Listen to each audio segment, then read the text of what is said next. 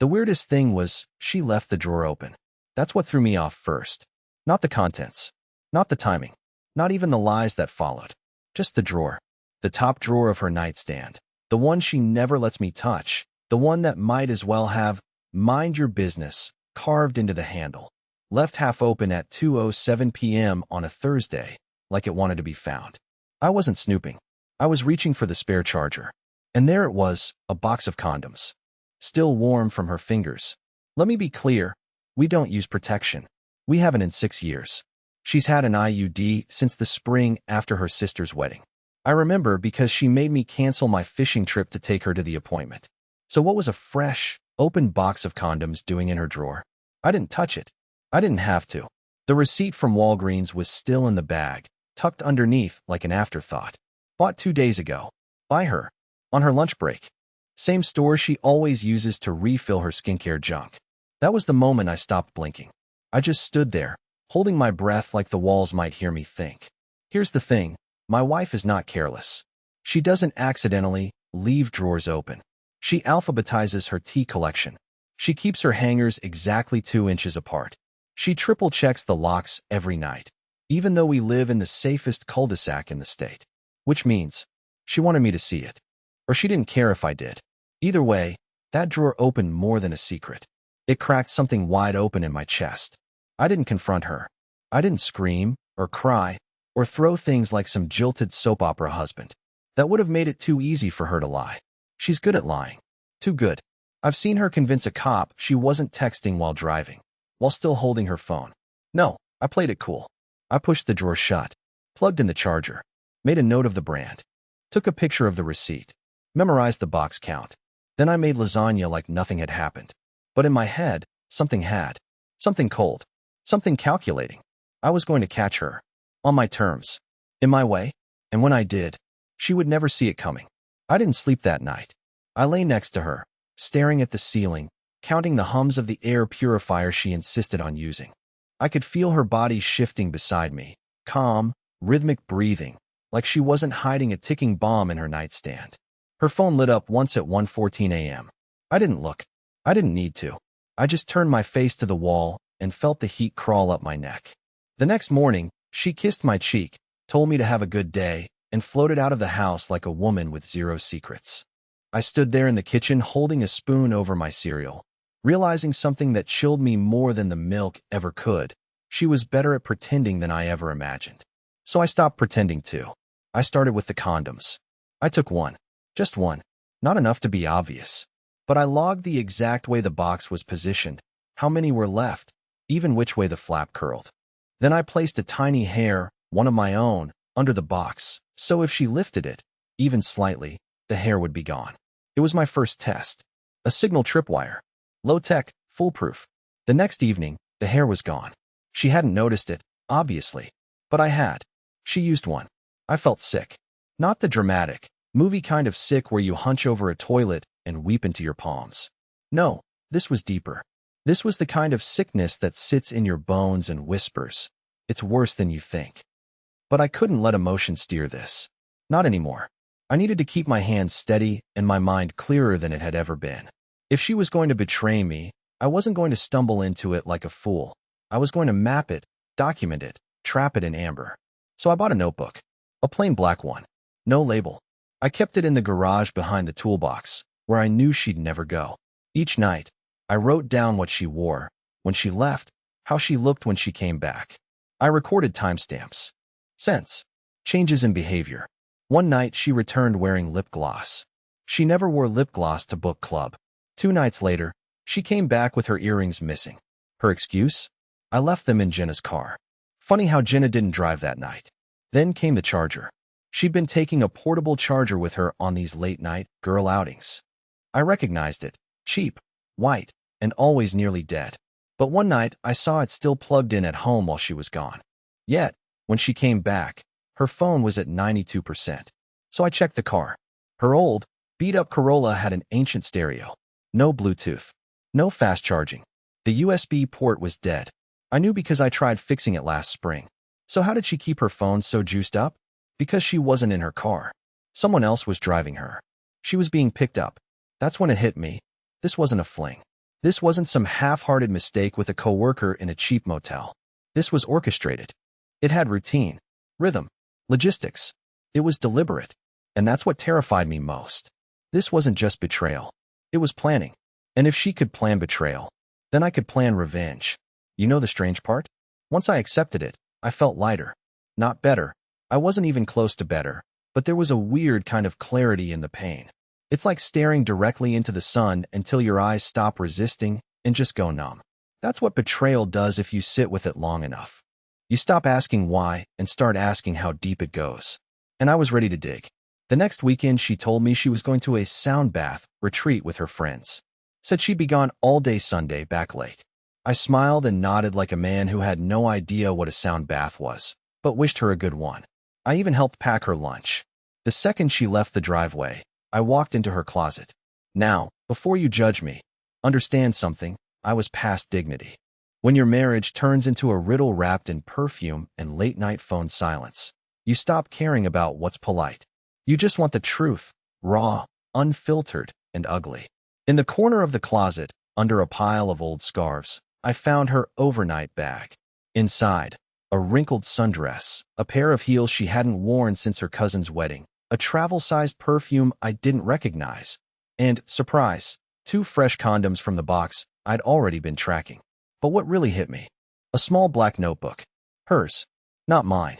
It had doodles on the first few pages, moon phases, tarot cards, her usual artsy junk. But toward the back, a list. A coded one. Crescent moon, 3:15 p.m. Cyclone, 5 o'clock drop-off. Sparkles, 6:30 call J. Automobile, back by 11. It didn't take Sherlock Holmes to decode that J wasn't Jenna or Julia or anyone else she'd show me a selfie with. No, this was someone she was scheduling time with like a dentist appointment. It wasn't spontaneous. It was mapped. And just like that, I realized my wife had been living a double life under my roof. Not out of desperation or mistake, but because she could. Because she wanted to. That's when the second part of my plan started forming. I called my friend Clay. We went to trade school together. He now installs home security systems, mostly for paranoid rich folks who think raccoons are home invaders. I told him I needed a setup. One that didn't blink, didn't beep, didn't show up in any app. Old school. Local storage. Discreet. I paid in cash. No record. No questions. The next time she left for her breathwork workshop, I installed 2 pinhole cameras. One in our bedroom, tucked in the vent. Another in the hallway, hidden behind the antique clock she insisted we never touch because it was sentimental. Funny how betrayal turns sentiment into strategy. That night, I sat in the garage, lights off, just me and the little black monitor Clay gave me. Watching the hallway. Watching the empty bedroom. Watching and waiting. At 8:46 p.m., the bedroom door opened. And there he was. Tall. Confident. Too confident. He walked like he'd done this before. Like this wasn't new. He wasn't nervous. He wasn't checking over his shoulder. He knew she was alone. He knew I wasn't coming back. He kissed her neck like it belonged to him. She laughed. Not the laugh I used to get when I danced around the kitchen holding a spatula like a microphone. No, this was a different laugh. A private one. Intimate. Unapologetic. That monitor didn't just show me a cheater. It showed me how replaceable I'd become in my own home. But instead of smashing the screen, instead of storming back inside, I hit record. And I smiled. Because now, I wasn't just tracking them. I was collecting them. The next morning, she brought me coffee. She does that sometimes when she feels guilty, not that she'd ever admit it. But I've been married long enough to know the difference between affection and atonement. She slid the mug across the counter like nothing had happened, like I hadn't watched her skin pressed against someone else's on my mattress, like I hadn't seen her arch her back for a man who probably didn't know what side of the closet I kept my shirts on. Big day at work? She asked, sipping hers, pinky out like some kind of pretend princess. I nodded. She smiled. And then she left, taking my piece with her, as usual. But this time, I had something she didn't, information. I reviewed the footage again after she was gone. Slower, more clinical now. I wasn't watching to hurt myself. I was watching for details. His face. His build. The faint tattoo on his left shoulder. The shoes he left at the door. The car headlights that flashed through the blinds when he arrived. And most importantly, his mistake. You see, when he left that night, he did something stupid. He adjusted the rearview mirror of his car with his hand. And for a brief, beautiful second, his reflection flashed cleanly in the glass, clear enough to freeze frame, clear enough to track. So I did. I uploaded the image to a reverse facial lookup tool I found on a security forum, something private investigators use. Took 2 days, but it found him. His name was Chandler Braxley. Seriously, Chandler.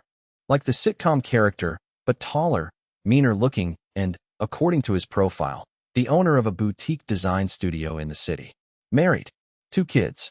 1 golden doodle named Clove. A picture-perfect family. It hit me like a second betrayal. Not only was he sleeping with my wife, he was cheating on his wife, too. And their kids. Their dog. Their fake little Pinterest life. I could have outed him then and there. I could have messaged his wife, burned his whole world down in a day. But that would have been emotional. Reactive. Sloppy. Instead, I printed the photo from the mirror. Just 1 copy. Then I drove downtown, found his office, and waited. I watched him get into his black Lexus. I watched him talk on his Bluetooth like a man who still thought he was untouchable. And I followed him. Not too close. Back to a clean little gray and white house with fairy lights around the porch. And I left the photo in his mailbox. No note. No threats. Just the image, a perfect, damning frame of his own guilty face staring back at him from the rearview mirror of my driveway. 2 days later, he canceled his gym membership. The day after that, his Instagram went dark. And when she came home from her book club that week, she seemed annoyed. Like she was expecting someone to text her back, and he hadn't. She asked if I'd noticed the internet lagging lately. I said no. Then she asked if I still wanted to go to that lake house with her friends next month. The same trip she had been trying to get out of for weeks. Suddenly, she wanted to be seen with me again. Interesting. See, cheaters love secrets, but they panic when their secrets start to vanish. When they lose control. When their affair partner starts ghosting them, and they don't know why. It makes them sloppy. Nervous. Easier to break. I wasn't playing defense anymore. I was moving pieces. And the board was all mine. It started with the keys. Not hers, mine. I left them in the wrong spot. On purpose. She's obsessive about the bowl by the door. For 8 years, if I dropped my keys anywhere else, she'd sigh like I was ruining her life and toss them in with that little clink. She needed everything in its place, every detail, just so, because disorder made her feel vulnerable. So I left them on the coffee table, then the kitchen counter, then the bathroom sink. Each time, she said nothing, but her eyes lingered. She was starting to fray around the edges. That's when I moved to phase 2. The calendar on our fridge was filled with her handwriting, brunches, workshops, readings, self-care Sundays. I waited until she was asleep, and then I added a new entry in a color she never used. Red Sharpie, bold and clean, under next Thursday. Ask her. Just those 2 words. No initials. No context. The next morning, I watched from the couch as she poured her coffee and read it. Her hand froze mid-stir. She stared at it for a good 10 seconds, then pulled the marker off the fridge and erased it like it burned her fingers. She didn't ask me about it. She didn't say a word. But that night, she took an unusually long shower, and when she came out, she checked her phone with the anxiety of a student waiting for a failed exam to post. I started seeing it more and more, her nerves unraveling. She'd jump when a notification pinged. She'd check the peephole before opening the front door, even for deliveries. She changed her email password. She kept her phone face down. The woman who once controlled every corner of her life now flinched at shadows she didn't recognize. And that was the point. Because I never needed to confront her. I never needed to scream or throw a plate or fall to my knees like some broken sitcom husband. I didn't want a confession. I didn't want the truth. What I wanted, what I needed, was for her to feel watched, hunted, uneasy in the comfort of her own routines. So I gave her a taste. 3 nights later, I waited until she left for one of her newly reinstated writing group sessions, then drove to a gas station a few blocks away and mailed a plain envelope to our own address. No return name. No note inside. Just a photo. Not of her. Not of him. Just of our house. Taken from across the street. The kind of picture a stranger might snap if they were watching from the bushes. The kind of picture you could explain away, unless your guilt painted in all the context. And hers would. The envelope arrived 2 days later. I watched her open it from the corner of my eye while pretending to dig through the pantry. Her hands trembled. She dropped the photo like it was a crime scene.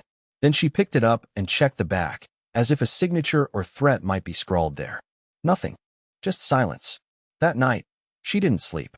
I heard her pacing around 3 a.m. She opened the blinds, closed them, opened them again. In the morning, she asked if I'd noticed anything strange lately. People hanging around the neighborhood. Strangers near the mailbox. I shook my head and told her maybe she was just stressed. She nodded. Tight smile. Eyes twitching. By then, the trap wasn't just about exposing her anymore. It was about dismantling her world brick by brick until she had nowhere to hide. Because when someone chooses to make you feel small, invisible, easily replaced, the worst thing you can do isn't scream. It's make them wonder how long you were pretending, too. The letter came on a Wednesday. Not the photo I sent her. Not another mind game of mine. This envelope was sealed in thick cardstock and embossed with a name neither of us recognized. It arrived while she was in the shower. Normally, I wouldn't touch her mail, but there was no return address, and something about it felt off. So I did something I hadn't done yet. I opened it. Inside was a single sheet of ivory paper with tight, slanted handwriting. You don't know me, but I think I know your wife. I have reason to believe she's been involved with my husband. I need to know if I'm wrong, or if you're hurting too. E. Braxley. P.S. If you don't want to talk, I understand. But I hope you will. My hands went cold. I hadn't planned for her. I thought Chandler's wife was out of reach, oblivious, or worse, willfully blind. I'd watched her on social media, seen the curated brunch posts and golden hour family portraits. She looked like the type to drown reality in scented candles and crop filters. But this letter? This was something else. It was sharp, personal, quietly dangerous, and it changed everything. For a moment, I just stood in the hallway, the water still running in the background, the steam curling out from under the door like the house was exhaling a secret. I thought about burning the letter, pretending it never came, keeping the game between me and my wife. But then again, why should I be the only one bleeding silently? That night, while my wife scrolled through whatever curated garbage her friends were pretending to care about, I took a walk, just 15 minutes, down the block, far enough for her to believe I needed air, close enough to stay within the radius of my plan. I parked behind the library and texted the number from the letter. No name, just 3 words. Let's talk. Now. 5 minutes later, I got a reply. You're Elwood, aren't you? Meet me at the dog park. I'll be near the big oak. She was already there when I arrived. Dark coat. No makeup. She didn't look like her Instagram. She looked tired. Honest. Hollowed out in the same place as I was. She introduced herself as Elise. No handshake. No small talk. Just straight into it. She thinks I don't know, she said, watching her golden doodle paw at the grass. She thinks deleting texts and using code names and lying to her friends will protect her. But Chandler doesn't lie well when he drinks. He gets sloppy. And last week, he called me by your wife's name. I said nothing. Just stood there, arms crossed, the cold biting through my sleeves. I didn't write you because I want revenge, she continued. I wrote because I'm tired of pretending everything's okay. And because I thought, maybe you were too. And there it was. Not rage. Not drama. Just a shared rot between strangers who'd had the floor pulled out from under them. I told her everything. Not because I trusted her, but because I needed to hear the story out loud. The condoms. The cameras. The photo. The fake paranoia. The unraveling. Elise didn't flinch. She just nodded slowly, like it confirmed things she hadn't wanted to believe. Then she said something I didn't expect. What if we don't just expose them? What if we take something back? And that, right there, is when the story shifted. Because up until then, I was acting alone. A wounded husband in the dark, playing chess with ghosts. But now I had a partner. A witness.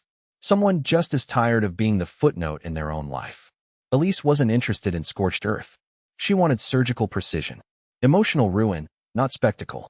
And in that moment, standing under the big oak while her dog chased leaves, I realized something terrifying. I wasn't just angry anymore. I was ready. And I wasn't the only one.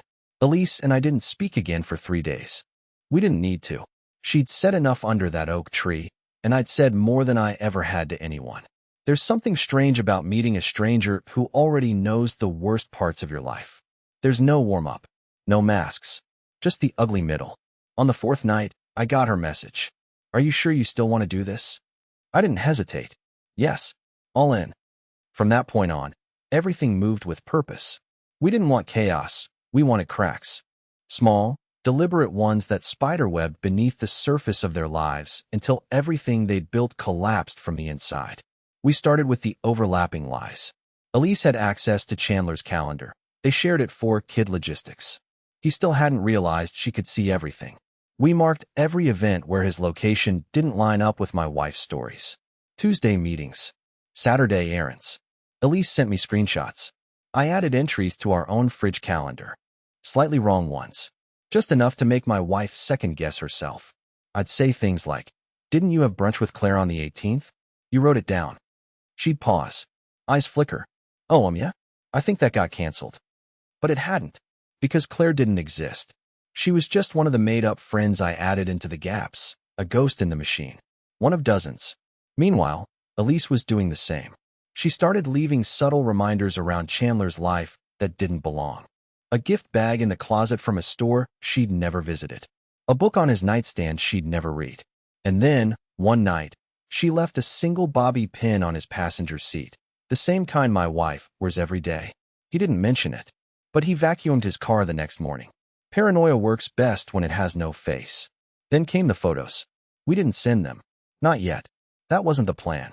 The plan was to make them wonder if we had them, to build a silence loud enough to scare them. So I created an email address, completely anonymous, and sent my wife a single message.